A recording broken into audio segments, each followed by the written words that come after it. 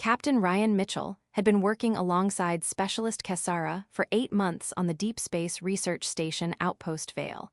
And in all that time, she'd spoken directly to him maybe 20 times. This wasn't unusual for Sulcari. Their species was known for selective communication, considering words to be binding commitments that should never be offered lightly. Kessara was exceptional even by Sulcari standards. A brilliant astrophysicist whose dark matter calculations had advanced humanity's understanding significantly, but who communicated almost entirely through written reports and occasional terse messages. Her distinctive pointed ears tracked every sound in their shared lab space, and her skin shifted through dark, muted colors that Ryan had learned to read as emotional indicators. Though Sulcari colors were always subdued compared to other species, Ryan had learned to work around her silence.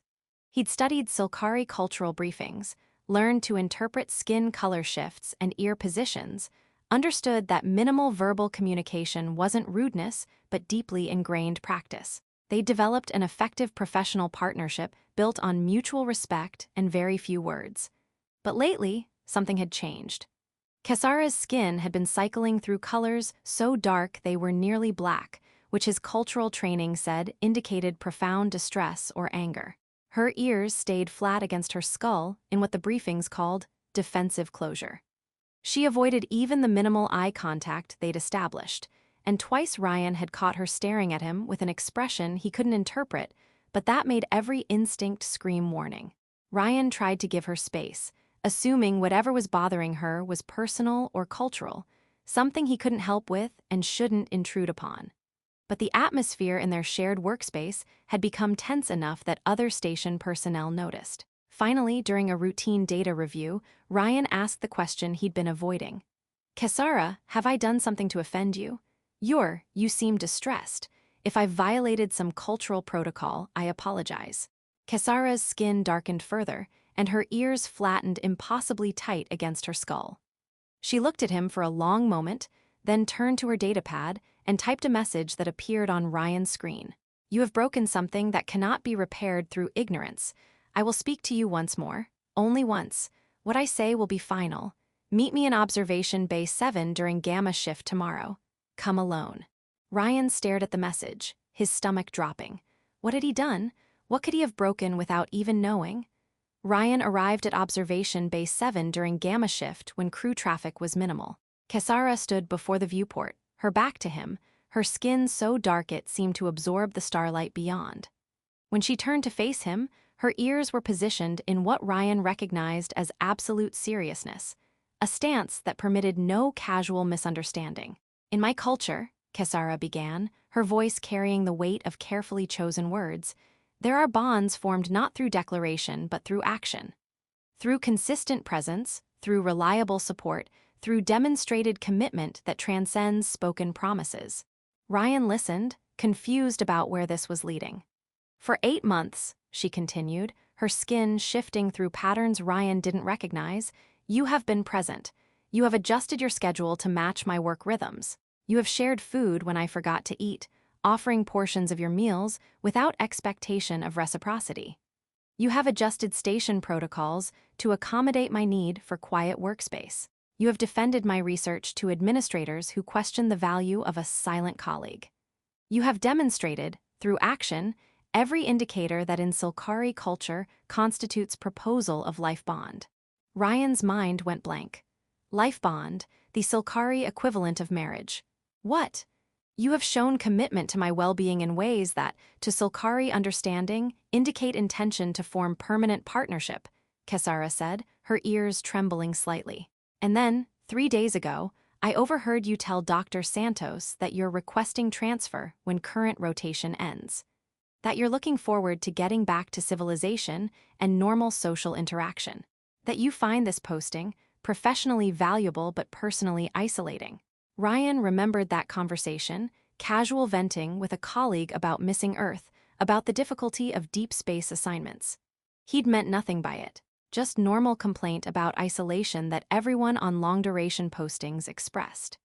"In Sulcari culture," Kessara continued, her voice carrying controlled fury, "to demonstrate life bond commitment through consistent action and then casually dismiss it as professionally valuable but personally isolating, is profound betrayal.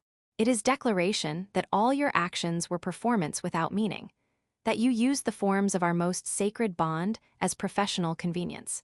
Kesara, I didn't know. I wasn't trying to. Ignorance does not absolve action, she interrupted, her skin darkening to absolute black. You have broken something sacred through not bothering to understand what your actions meant in my culture. So I offer you this, one choice, made now, with full understanding. Her ears positioned forward in what Ryan had learned meant absolute finality. Either you commit to the bond your actions have been proposing, transfer request withdrawn, presence here made permanent, conscious choice to honor what you began unconsciously, or you leave immediately tonight and we never speak again. There is no middle path. No, let's discuss this later. No gradual transition, choose bond or choose departure. Those are your only options and you must choose now. Ryan stood frozen, his mind reeling through implications he'd never considered. Life bond, permanent commitment to someone he'd never thought of romantically, in a culture he barely understood, giving up his entire career trajectory and personal plans. Kesara, this is. I need time to think about. There is no time, she said, her skin somehow darkening further. This is the one conversation, the final words between us that matter. Either you choose commitment now, consciously and with full understanding, or you choose departure. Anything else is already an answer.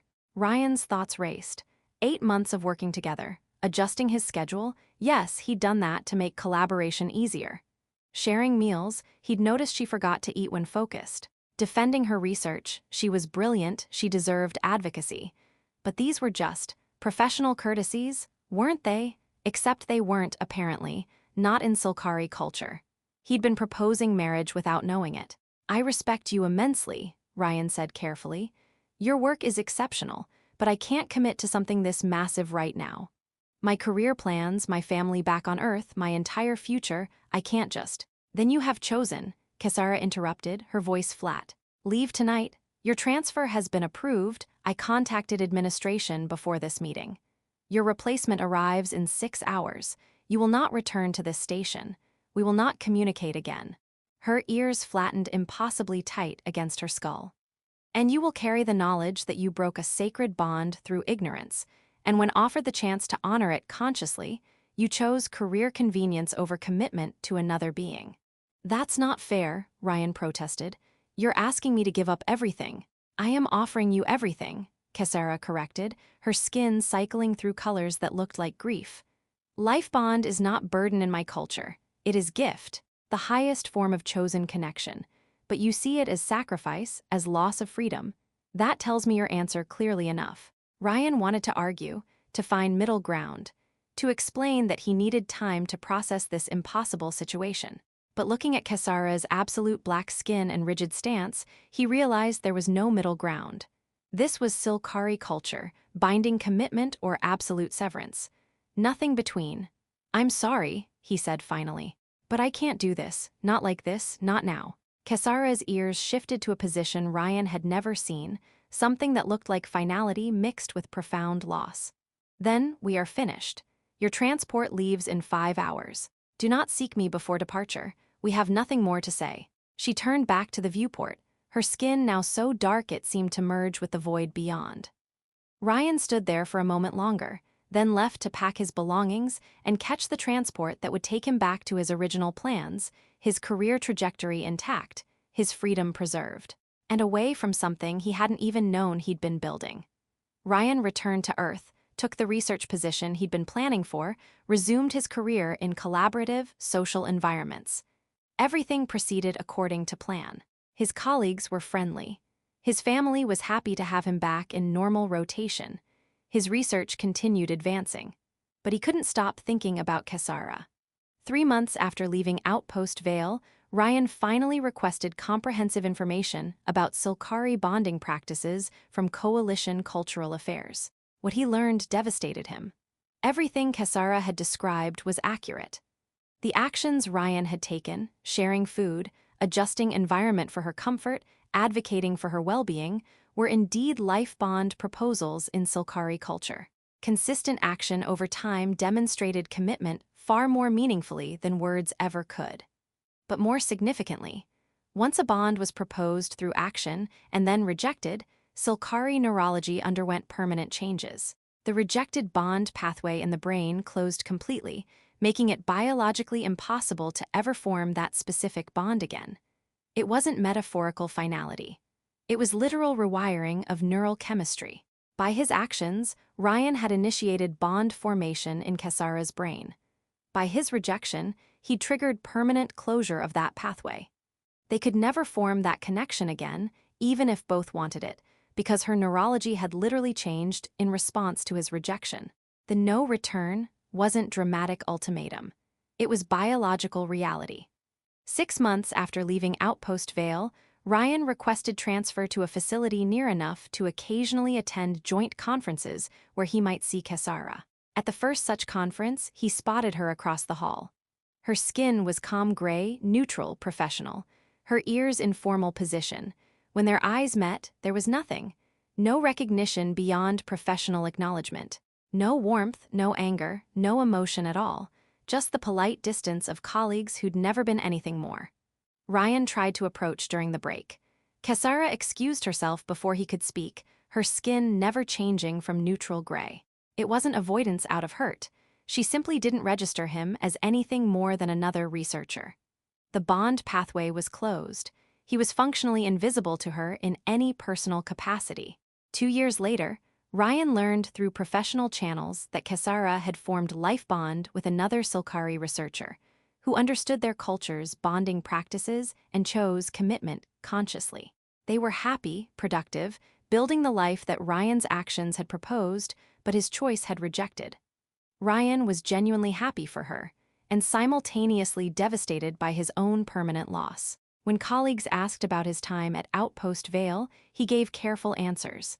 I learned that actions speak louder than words, that some choices close doors permanently, that ignorance doesn't undo consequences, that when someone from a different culture offers you something profound, you should understand what you're being offered before you choose. He never mentioned Kesara by name, never explained the ultimatum or his choice, but he carried it, the knowledge that he'd accidentally proposed the most sacred bond in Silkari culture through actions he hadn't consciously understood. And when offered the chance to honor that commitment consciously, he'd chosen career plans over a connection he hadn't even known he was building. The path back was closed, not through cruelty or drama, but through simple neural reality.